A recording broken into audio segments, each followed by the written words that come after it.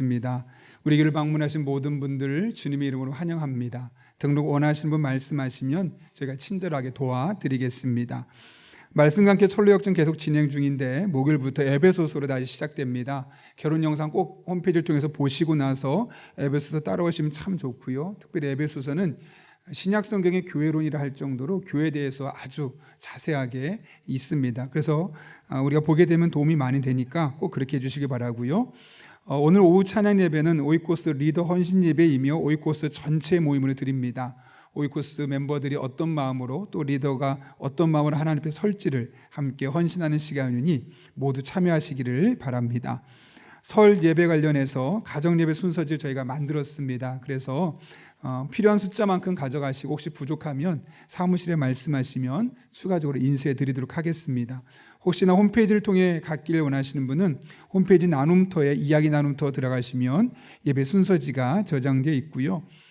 예배를 본인이 좀 어렵다 그런 경우를 위해서 저희가 목요일까지 이거를 영상으로 제가 직접 인도해서 여러분이 따라오실 수 있도록 그렇게 친절하게 안내 드릴 테니까 예배 드릴 분이 너무 없어서 힘드신 분들은 영상을 활용하시면 되겠습니다. 목요일날 유튜브와 홈페이지에 올리도록 하겠습니다.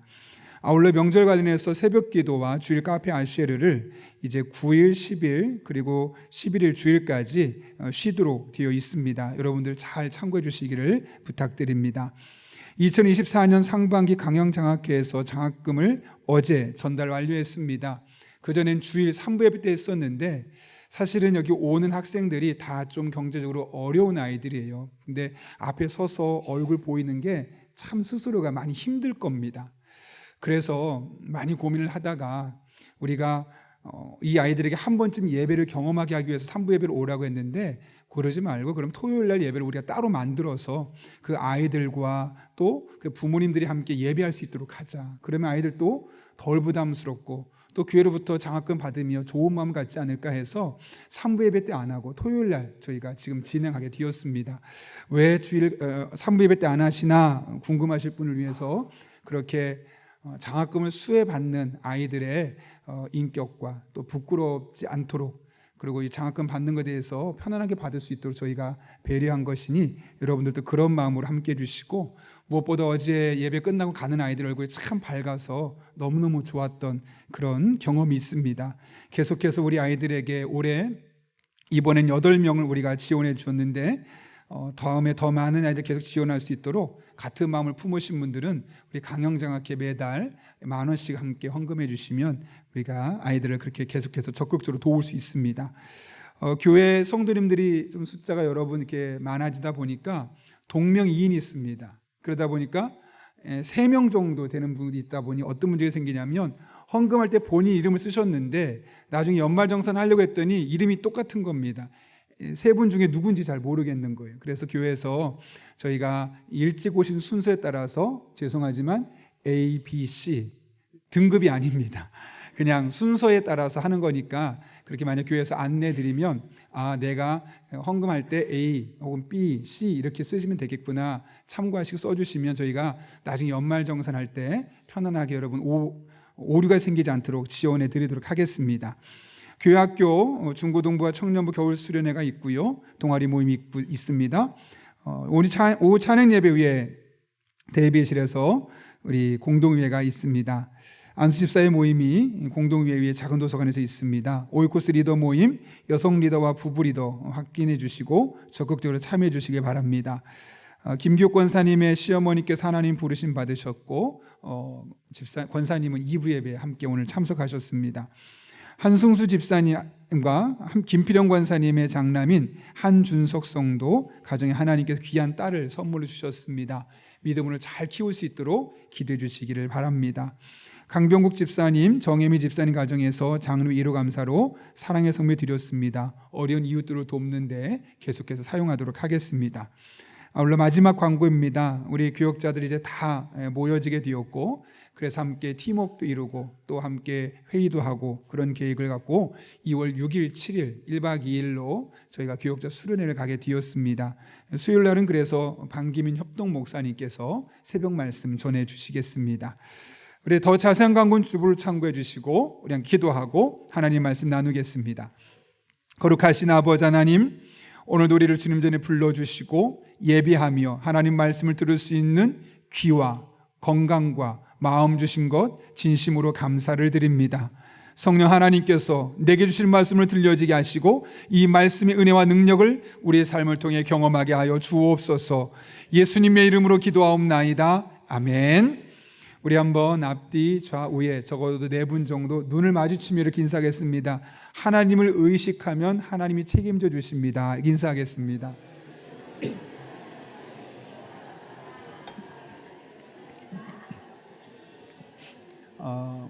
여러분 혹시 생선 좋아하십니까?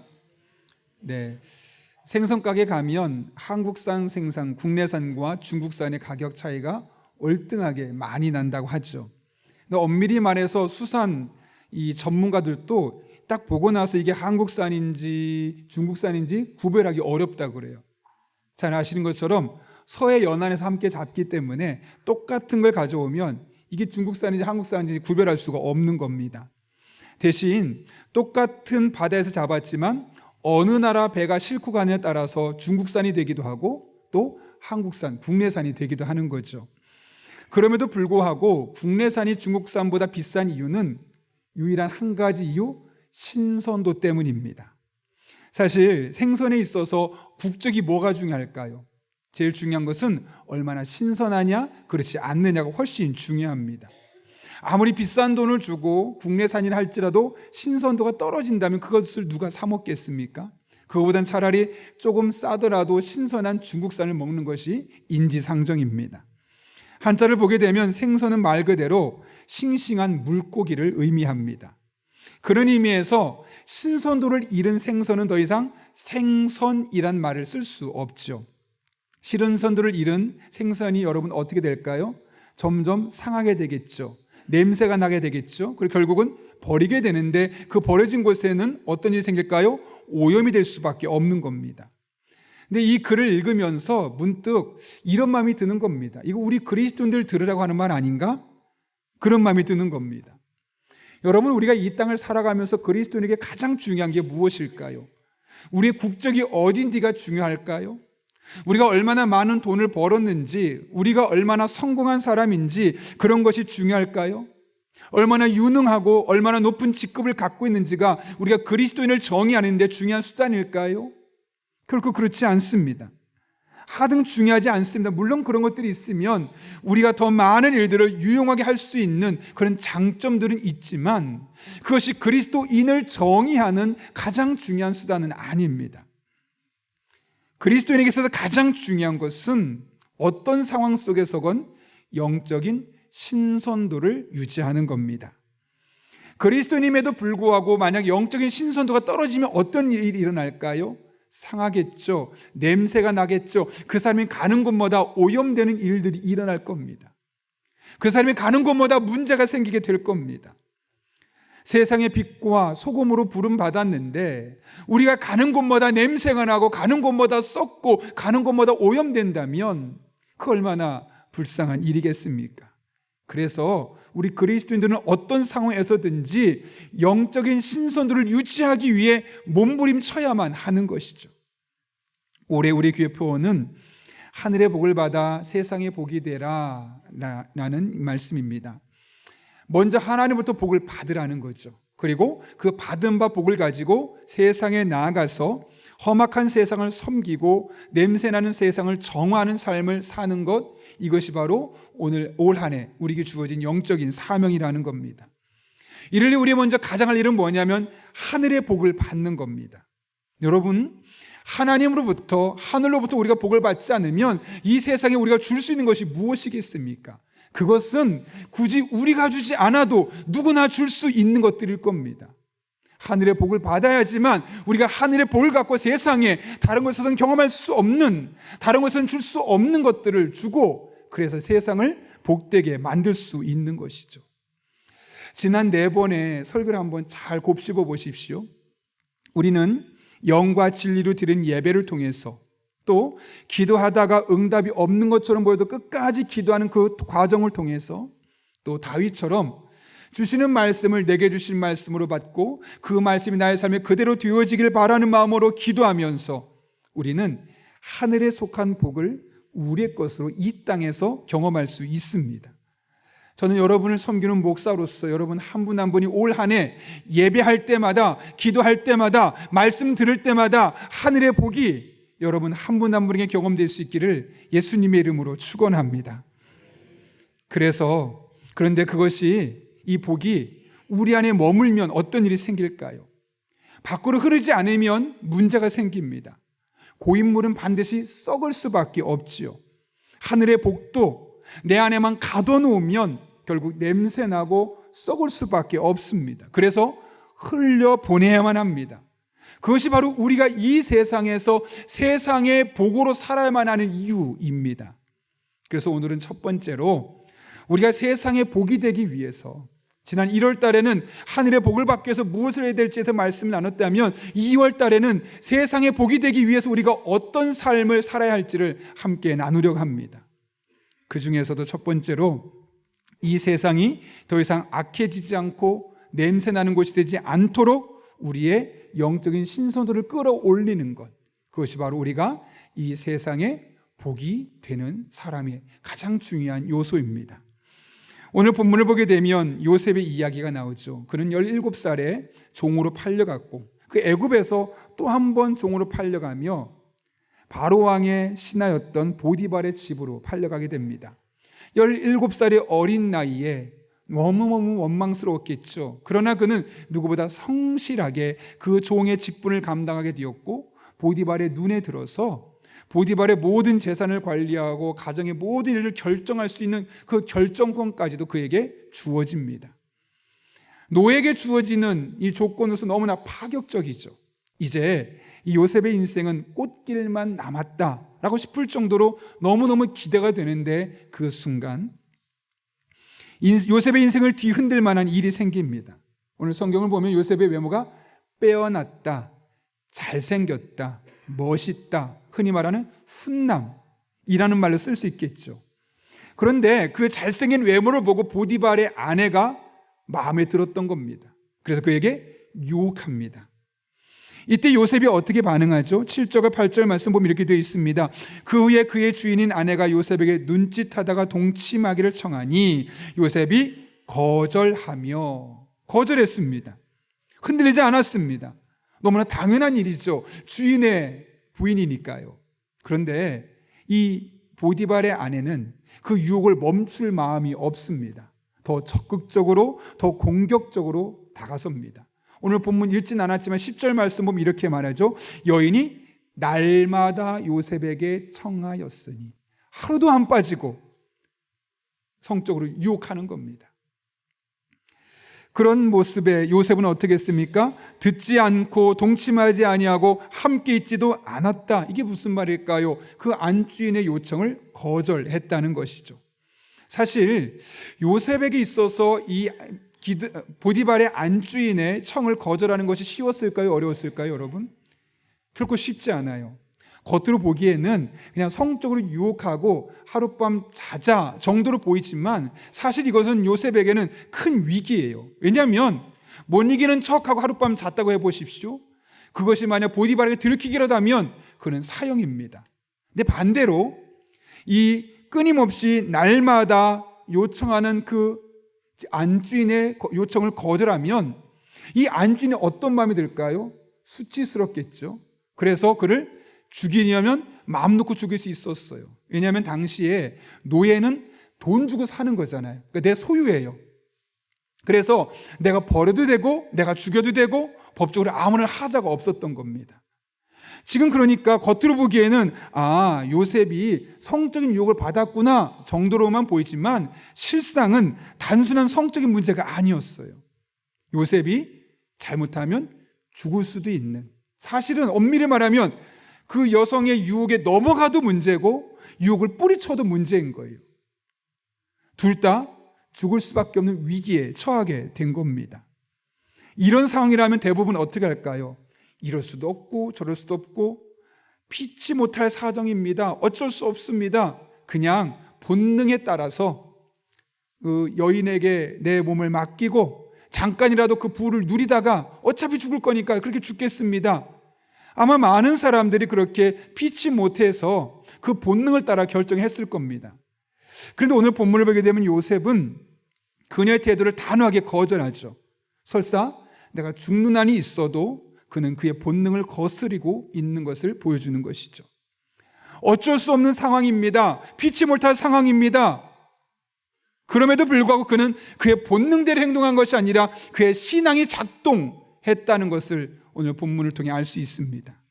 그리고 그것은 그가 그런 상황 속에서도 신앙이 작동할 만큼 평상시에 영적인 신선도를 끊임없이 유지하고 있었기 때문이죠. 그렇다면 여러분, 이것이 어떻게 가능할 수 있었을까요?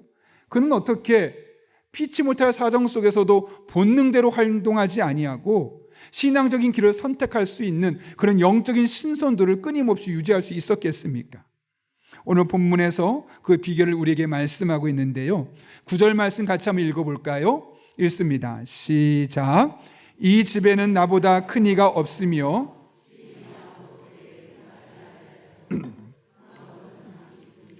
당신은 그의 아내임이라. 그런즉 내가 어찌 이 큰 악을 행하여 하나님께 죄를 지으리까? 아멘. 오늘 잘 보십시오. 요셉은 이 안준이 유혹에 넘어가는 것을 그녀와 나 사이에 단둘이 일어나는 사건으로 보지 않았어요. 사실 아무도 모르니까 둘만의 사건으로 끝낼 수 있었지만 그는 그 보이지 않는 곳에 함께했던 하나님을 의식하는 것, 하나님 앞에서 죄를 짓는 것이라고 생각했어요. 단순히 두 사람의 문제가 아니라 이것은 하나님 앞에서 죄를 짓는 것이다 라고 그가 생각했다는 것이죠. 이처럼 요셉은 아무도 보는 사람이 없을 때조차도 늘 하나님을 의식하며 하나님이라면 어떻게 생각하실까, 하나님이라면 어떻게 하실까를 고민했던 사람. 그렇기 때문에 그의 신앙은 늘 동일하게 영적인 신선도를 유지하며 뒤처지지 않고 살아갈 수 있었던 것이고, 그래서 어쩔 수 없습니다라는 말로 자신의 본능을 대표할 수 있는 그 상황 속에서도 본능대로 결정하는 것이 아니라 신앙대로 말씀 붙들고 하나님의 뜻을 따라 결정하고 있는 이 요셉의 모습을 우리에게 보여주고 있는 겁니다. 그렇다면 우리 또한 우리의 신앙의 이 영적인 신선도를 유지하기 위해서, 그리고 매 순간 하나님의 뜻대로 결정하기 위해서, 바른 결정을 하기 위해서 늘 하나님을 의식하며 살아가야 합니다. 하나님이 나를 어떻게 보실까? 하나님이 내 생각을 어떻게 판단하실까? 모든 상황 속에서 하나님을 의식하며 살아갈 때 우리의 신앙은 여전히 그 안에서 신선하게 유지될 것이고, 그럴 때 우리는 매 순간 내리는 결정이 하나님의 뜻을 위한, 하나님의 영광을 위한 결정으로 신앙적 결정을 내릴 수 있게 되는 것이죠. 여러분, 하나님께서 우리에게 원하시는 것은 엄청난 업적이 아닙니다. 많은 돈을 벌어서 이 땅에 기여하고 세상을 바꿀 만한 놀라운 일들을 기획하는 것 아닙니다. 매 순간순간 하나님을 의식하며 어떻게 말할까, 어떻게 행동할까, 어떤 것을 결정할까를 고민하며 살아가는 삶, 하나님이 이것을 원하시는 것이죠. 그래서 이 냄새나는 세상 속에서 우리가 영적인 신선도를 유지함으로 이 땅에 하나님의 법칙을 뿌리내리게 하고, 이 땅에 성경의 원리를 뿌리내리게 하고, 그래서 이 땅에 하나님의 나라가 임하도록 하는 것, 그것이 바로 우리를 이 땅에 부르신 목적입니다. 이재철 목사님이 쓴 인간의 일생이라는 책을 읽다가 참 두 주먹이 쥐어지고 가슴이 뭉클해지는 그런 경험을 했는데요, 뉴질랜드에서 사역하고 있는 김화수 목사님의 이야기입니다. 그분이 목사님이 이제 뉴질랜드에서 목회를 하기 위해서 합법적으로, 법적으로 취업 비자를 얻어서 이제 가게 된 겁니다. 당시에 이 뉴질랜드 이민법에 의하면 한번 취업 비자를 받으면 2년, 또 한 번 갱신하면 4년까지 있을 수 있었는데, 목사님이 착각을 한 겁니다. 4년을 처음이고 두 번 하면 8년으로 착각을 한 거죠. 그렇게 자신도 모르게 어느덧 3년 6개월이라는 시간이 지나고 6개월밖에 남지 않은 시간이 다가온 겁니다. 그래서 깜짝 놀라고 지금이라도 빨리 신청해야겠다라는 마음을 먹고 신청을 하려고 하는데, 비자 만료 3개월을 앞두고 이제 영주권을 신청하는 겁니다. 그런데 이것이 뉴질랜드에 사정이 생겨서 이 모든 행정 업무가 스탑이 되는 거죠. 그러면서 취업 비자가 만료되게 되었습니다. 이젠 법적으로 그분이 그전엔 취업하는 사람이었다면 이제는 여행원 방문자가 되는 거죠. 문제는 뭐냐면 그전엔 취업 비자를 갖고 있을 때는 목사로서 사역을 하고 사례비를 받는 것이 아무런 문제가 안 됐어요. 근데 이제는 그렇게 하면 불법이 되는 거예요. 많은 고민이 되었어요. 사람들에게 그 이야기를 했어요. 그랬더니 사람들이 뭐라고 말하냐면 너무 걱정하지 말라고, 그거 들키지 않으면 괜찮으니까 그냥 조용히 입 다물고 그냥 목회하다가 들키면 벌금 한번 내면 돼요. 뭐 아는 성도들도 그렇게 이야기하고 함께 주변에 목회하고 있는 목사님도 그렇게 얘기하고, 그리고 월급을 받을 수 없으니까 그걸 봉급을 생각하지 말고 교제해서 마치 구제 헌금목으로 명목으로 구제로 주면은 상관없으니까 그렇게 받으시면 된다고 많은 사람들이 조언을 해주는 겁니다. 근데 이 목사님 마음속에 그렇게 할 수 없더라는 거예요. 외부적으로는 내가 자원봉사로 마치 자원봉사로처럼 보이고 또 내부적으로는 구제비를 받는 것처럼 사례비를 받는다는 것이 마음이 거리끼는 거죠. 왜요? 법적으로 그래서도 안 되고 특히나 목사로서 그래서는 더욱더 안 된다는 마음이 생겼기 때문에 그래요. 그래서 온 성도들에게 이야기했어요. 사실 제가 이런 문제로 인해서 더 이상 우리 교회에서 목회 사역을 할 수 없습니다. 그러니 이 사정을 다 이해해 주셨으면 좋겠습니다 라고 말했더니 사람들이 뭐라고 말하냐면 우리 목사님 너무 융통성이 없다고, 그런 거 다 누구나 그렇게 하는데 뭘 이렇게 꼼꼼하게 그런 법을 다 지켜가냐고, 눈 딱 감고 목사님 저희가 모른 채 할 테니까 그냥 목회하십시오. 성도들도 그렇게 이야기하고 목사님들도 법을 지키겠다는데 원칙대로 하겠다는데 뭐라고 하냐면 융통성이 없다는 거예요. 그럼에도 불구하고 목사님은 그렇게 할 수가 없었어요. 왜냐하면 내가 만약 그렇게 하면 나와 비슷한 상황에 있는 성도들이 있을 때 내가 어떻게 그들에게 바른 길을 제시해 줄 수 있을까? 내가 목사인데 목사로서 어떻게 성도들에게 잘못된 길을 그대로 하라고 해서 그들에게 잘못된 길을 가르쳐 준다면 그건 문제가 있는 것이 아니겠는가? 라고 생각해서 더군다나 내가 이런 결정을 내리고 이런 일을 행하는 것을 하나님이 보고 계실 텐데 내가 하나님을 믿는 사람으로서 목사로서 이런 일을 해서는 안 돼 라는 마음이 있었기 때문에 결국 많은 사람들의 의견을 뿌리치게 되었죠. 이제 목사님의 신분은 뉴질랜드에서 취업자가 아니라 방문자가 되었어요. 근데 문제가 있습니다. 중학생 아들이 있는데 원래 뉴질랜드에 취업 비자를 갖고 오게 되면 아이들 교육이 다 무료예요. 그런데 이제 방문자가 되니까 유학생 신분으로 바뀌는 거예요, 아이가. 그래서 1년의 등록금을 뉴질랜드로 화폐로 14,000불, 계산해 보니까 환율로 약 1,150만 원 정도가 되는 거예요. 중학생 등록금 수업료가요, 1년에. 그러니까 아버지 이 목사님 마음에서 너무너무 답답하죠. 내가 돈이 하나도 없고 생활비도 이제 못 받고 그런데 아이의 등록금까지 낼 거 생각하니까 까마득한 거예요. 사모님을 부르고 아이를 불렀어요. 이렇게 얘기해서 예찬아, 지금 상황이 이런데 우리 학교에 가서 솔직하게 이야기하면 어떨까? 그리고 솔직하게 이야기하고 만약 학교에서 여러 가지 사정을 봐줘서 학교 계속 다닐 수 있으면 감사하게 다니고 만약에 그게 안 된다 그러면 언제 다시 학교를 갈 수 있을지 모르겠지만 잠깐 학교를 쉬자. 아들은 어떨까요, 여러분? 여러분이 중학생이면 학교 너무너무 가고 싶겠죠. 친구들 만나고 또 자기가 좋아하는 과목도 있고 너무너무 가고 싶지만 이 거액의 학비를 낼 수 없는, 생활비조차 될 수 없는 그 아버지의 모습을 보면서 마음을 접게 됩니다. 그렇게 취업비자가 나올 때까지, 만료될 때까지 쉽지 않은 시간을 보내게 되죠.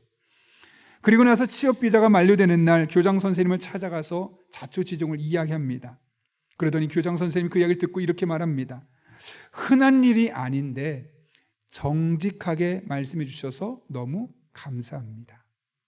이게 무슨 말일까요? 비슷한 사례가 참 많다는 거죠. 그런데 거의 사람들이 얘기를 안 하는 거예요. 이런 경우가 거의 드문 거죠. 그러니까 교장 선생님이 감동을 받은 거예요.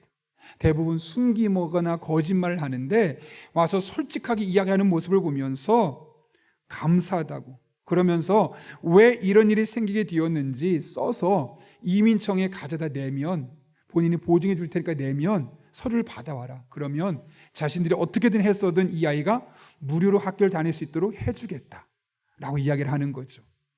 실제로 그 뒤에 좋은 결과를 얻어서 이 아이가 학교를 무료로 다닐 수 있게 되었어요. 그때 목사님이 한 가지 사실을 깨달았어요. 사람들의 말을 들어서 만약에 융통성을 발휘하고 사람들의 말을 들어서 만약에 불법을 그냥 편법적으로 자행했다면 어떤 일이 일어났을까? 아이에게 내가 무엇을 가르쳐 줄 수 있었을까?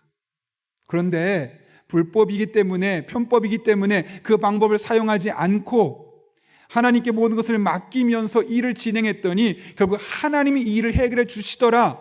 이것을 내가 아이에게 남겨줄 수 있다는 것, 이 사실, 우리 가정의 영적 자산을 남겨줄 수 있다는 사실이 너무너무 고맙고 감사하다라는 것이죠.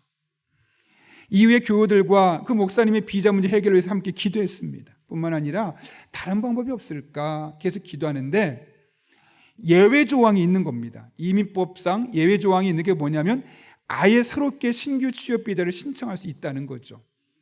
그래서 그것을 신청하기로 했습니다. 그리고 그것이 나올 때까지 여전히 그분은 방문자였기 때문에 3주 동안 부목사님들이 설교를 하고 여러분처럼 회중의 자리에 앉아서 설교 말씀을 듣게 되었던 겁니다. 그렇게 앉아서 예배를 드리는데 며칠 뒤에 이민성으로부터 놀란 편지를 받았습니다. 목사님 같은 경우에는 당분간 취업 비자 없이 방문 비자로 목회하는 것을 문제 삼지 않겠습니다. 이게 뭘까요? 원래는 큰 문제가 되는데 그들이 그것을 해결해 주겠다는 거예요. 뉴질랜드 이민법상 전례가 없는 파격적인 일이었습니다. 그래서 4주 만에 설교단에 올라오게 되고 성도들에게 말씀을 전하게 되는 일들을 하게 되었던 것이죠. 저는 이 글을 읽으면서 너무너무 가슴이 뛰고 저 스스로의 영적인 도전을 받았습니다.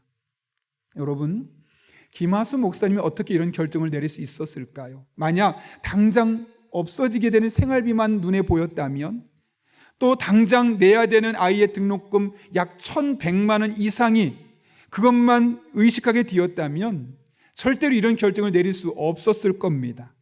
그러나 어쩔 수 없다는 핑계로 상황을 모면할 수 있는 그 순간에도 하나님을 의식하고 하나님을 의지하고 그 영적인 신선도를 계속 유지하니까 그런 어려운 결정도 어렵지 않게 내릴 수 있었던 것이죠. 적지 않은 목회자들이, 성도들이 목사님 어쩔 수 없었습니다, 피치 못할 사정이었습니다 라고 말하면서 법을 어기며 살아가고 있는 세상입니다. 불법을 저지르고 있는 교회에서 아무런 일 없다는 듯이 신앙생활하는 성도들의 모습입니다. 교회만 크면 그 교회가 불법을 저지르든 편법을 쓰든 그냥 그 교회 편안하기 때문에 다니고 있는 오늘날 많은 성도들이 한국 교회에 있습니다. 그런 모습 속에서 오늘 김하수 목사님의 삶은 우리에게 경종을 울리지 않습니까? 여러분, 무엇이 중요하겠습니까? 어쩔 수 없는 상황, 피치 못할 상황이기 때문에 편법을, 불법을 아무렇지 않게 자행하는 그것이 과연 하나님께서 원하시는 모습일까요? 지금 당장은 손해볼 수 있다 할지라도 하나님을 의식하며 의지하며 영적인 신선도를 유지하며 선한 결정을 내리는 것일까요? 프랭크 루박의 편지라는 아주 좋은 책이 있죠. 제가 예전에 한번 설교할 때 한번 인용했던 책인데 제가 이번 주 월요일부터 저 책을 다시 서재에서 꺼냈습니다. 그리고 하루에 한 장씩 읽어 나가고 있죠. 이 책은 약 100여 년 전에 프랭크 루박이라는 사람이 쓴 일기문입니다. 어떻게 하면 하나님을 내가 조금 더 깊이 경험할 수 있을까? 어떻게 하면 내 삶에서 조금 더 하나님을 의식하며 살아갈 수 있을까? 그래서 어떻게 하면 하나님을 조금 더 의지하며 하나님 원하시는 결정을 하며 살아갈 수 있을까? 이것이 삶의 목표가 되어서 써내려간 일기들입니다. 그 중에 한 가지만 인용하면 1930년 1월 20일 세 번째 일기에서 그는 이렇게 고백합니다. 나는 목사와 선교사로 15년 동안이나 섬겨왔지만 하루 종일 하나님의 뜻을 따르는 삶을 살아보지 못했습니다. 그러다가 2년 전 나의 삶에 대해 심히 불만을 느끼고는 15분 내지 30분마다 나의 행동을 하나님의 뜻에 비춰보는 노력을 시작했습니다. 15년 동안 열심히 살았어요. 그래서 큰 문제 없었어요. 그런데 어느 날부터 마음에 거룩한 불만족이 생기는 겁니다. 하나님을 조금 더 알고 싶다.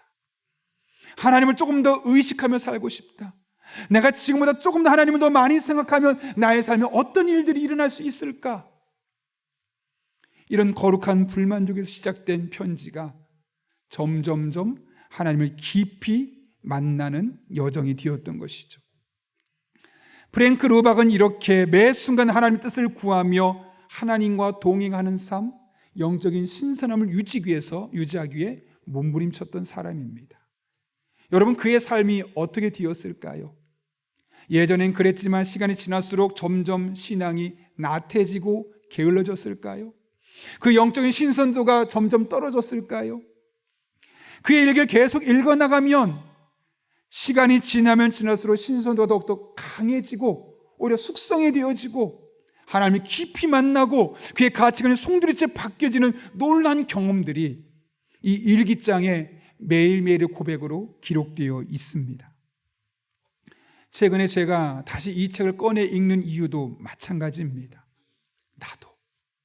나도 조금 더 하나님을 내가 의식한다면 내 삶에 어떤 일들이 일어날 수 있을까? 지난주보다 이번 주 하나님을 5분만 10분만 더 매일매일 의식하고 살아간다면 내 삶이 과연 어떤 변화를 경험할 수 있을까? 그 하나님 앞에 나는 어떤 목회자로 세워질 수 있을까? 기대감과 또 그를 향한 소망이 있어서 이 책을 펼쳐서 매일매일 읽어가고 있습니다. 저희 안에 있는 이 영적인 신선도가 점점 상하고 냄새나지 않도록 하기 위해서. 여러분, 오늘 이 땅을 살아가는 우리에게 가장 필요한 것은 무엇이겠습니까? 바로 이 영적인 신선도를 지키는 것 아닐까요? 우리가 영적인 신선도를 상실하는 순간, 잊어버리는 순간 우린 진짜 그리스도인으로 살아갈 수 없을 뿐만 아니라 냄새나는 세상을 오염시키는 사람으로 살아갈 수밖에 없습니다. 이름은 그리스도인이라고 말하지만 실상은 그리스도인이 아닙니다. 목사라는 타이틀은 갖고 있지만 실상은 목사가 아닌 것이죠. 우리가 그런 삶을 살아야 될까요? 크리스천이 진짜 크리스천답게 잘 산다는 것은 단순히 경제적으로 윤택해지고 인생이 잘 풀리는 것만을 의미하는 것이 아닙니다. 우리가 매 순간순간 하나님을 의지하고 하나님을 의식하며 그분의 뜻을 구하며 내 영혼의 신선도를 유지해가는 삶, 그것이 어쩌면 우리 그리스도인이 가장 잘 사는 삶일 수 있습니다. 물론 그 길을 걷다 보면 때로는 예상치 못했던 어려움이 찾아올 수 있을 겁니다. 갑자기 경제적으로 힘들어질 수 있을 것이죠. 몸이 아플 수도 있습니다. 좋았던 인간관계가 틀어질 수도 있습니다. 다 포기하고 도망가고 싶은 마음도 생길 겁니다. 그럴지라도 늘 하나님을 의식하며 하나님을 의지하며 여러분의 영적인 신선도를 끌어올리십시오. 그 길이 가장 복된 길입니다. 그 길에 하나님이 동행하여 주십니다. 그 길 끝에 하나님의 은혜가 예비되어 있습니다. 바라기는 오늘 예배하는 저와 여러분 한 분 한 분이 요셉이 만났던 그 하나님, 여러분의 삶 가운데 동일하게 경험될 수 있기를 예수님의 이름으로 축원합니다. 함께 기도하겠습니다. 이 시간 기도하실 때 오늘 말씀을 기억하며 하나님께 기도합니다. 하나님, 제가 늘 하나님을 의식하며 의지하며 영적인 신선도를 유지하며 하나님의 뜻을 분별하며 주어진 일상의 삶을 살아갈 수 있게 하여 주옵소서. 그래서 그렇게 살지 않는 자들은 도무지 경험할 수 없는 하나님의 놀라운 은혜, 만족, 기쁨, 평강, 소망 경험하게 하여 주옵소서. 이 시간 이런 기도 제목 가지고 한 1분 정도지만 사모하는 마음으로 함께 기도하겠습니다. 거룩하신 아버지 하나님, 이 땅에 많은 사람들이 열심히 노력하며 땀 흘리며 살아갑니다. 그래서 많은 것을 이룬 것처럼 보이지만 실상은 점점 냄새나는 세상, 썩어가는 세상을 만들고 있습니다. 이 세상을 오염시키고 있습니다. 그런 세상 속에서 우리 영락교회 성도들은 늘 하나님을 의식하며 의지하며 영적인 신선도가 떨어지지 아니하도록 우리의 신앙을 지켜가게 하여 주옵소서. 비록 그 길을 걷다 보면 예상치 못한 위기가 찾아올 수 있지만 그럼에도 불구하고 그 길이 가장 복된 길이고, 그럼에도 불구하고 그 길이 하나님이 함께하는 길임을 깨닫고 늘 하나님을 바라보며 의지하며 믿음의 길을 걸어갈 때 안 될 것처럼 되었던 일들이 되게 하시고, 꼬였던 문제가 풀려지게 하시고, 막혔던 것들이 열려지는 놀라운 은혜가 우리 성도님들의 삶 가운데 온전히 경험되게 하여 주옵소서. 이 하나님을 붙들고 이 하나님을 의지하며 믿음의 길을 걸어가길 원하오니 살아계신 하나님, 우리 성도님들을 붙잡아 주시고 전능하신 아버지 하나님, 우리에게 은혜를 베풀어 주셔서 하나님 영광에 쓰임받는 복된 성도님들 되게 하여 주옵소서. 그렇게 주님만 바라보며 주님만 의지하며 나아가오니 우리 성도들에게 복의 복을 더하여 주옵소서. 살아계신 아버지 하나님, 열심히 사는 사람은 많지만 하나님을 의식하며 의지하며 영적인 신선도를 유지하며 믿음으로 살아가는 사람은 적은 세상을 살아가고 있습니다. 이러한 때 세상은 점점 냄새나고 상해가고 오염돼가고 있사온데, 우리 용인영락교회 성도들은 늘 하나님을 의식하며 의지하며 영적인 신선도를 유지하며 나갈 때 우리들이 가는 곳마다 오염된 곳에 다시 정화되는 일이 있게 하여 주옵소서. 그리고 우리 가정에 달라지게 하시고, 우리가 가는 직장에 달라지게 하시고, 사업장에 놀라운 변화가 일어나게 하여 주옵소서. 이 한 주도 우리를 그렇게 지켜주시길 바라오며 예수님의 이름으로 기도하옵나이다. 아멘.